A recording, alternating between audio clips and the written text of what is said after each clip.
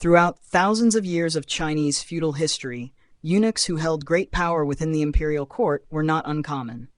Yet if one were to name a figure who made the court tremble, the people enraged, and history record him as the symbol of cruelty, deceit, and the corruption of power, none would surpass Wei Zhongxian, known as the most ruthless eunuch in Chinese history.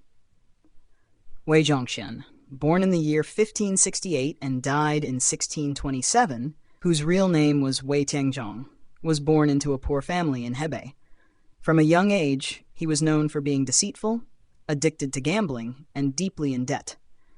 To escape his creditors, he castrated himself and entered the palace as a eunuch, a decision that would determine his entire fate.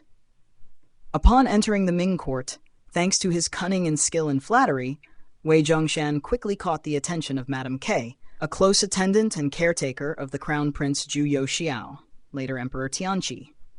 From then on, he gradually gained the complete trust of the young emperor, marking the beginning of his rise to absolute power within the court. When Emperor Tianqi ascended the throne, his weak and passive nature, along with his obsession with woodcarving, allowed the affairs of state to fall entirely into Wei Zhongxian's hands. Within only a few years, Wei had become the true power behind the throne, dominating the entire government apparatus.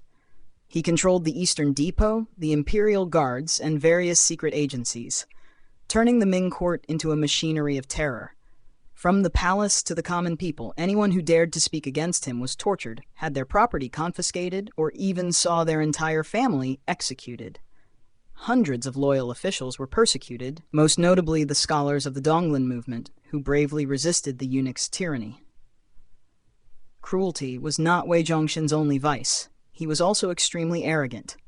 He had temples dedicated to himself built across the empire, forcing officials and civilians to bow before him as if he were a god. In the palace, he declared himself the Nine Heavens Manifest Sage Lord Emperor, living in extravagant luxury, surrounded by gold and silver piled like mountains.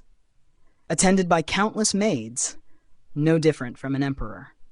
Historians recorded that within just a few years, the Ming Empire, once prosperous and powerful, fell into decline due to his tyranny, greed, and despotism. When Emperor Tianqi died, the new emperor Chongzhen immediately ordered a purge of the eunuch faction. Wei Zhongxian was arrested, and knowing he could not escape punishment, he hanged himself in the year 1627. Later, commoners dug up his grave and threw away his body, a symbolic act to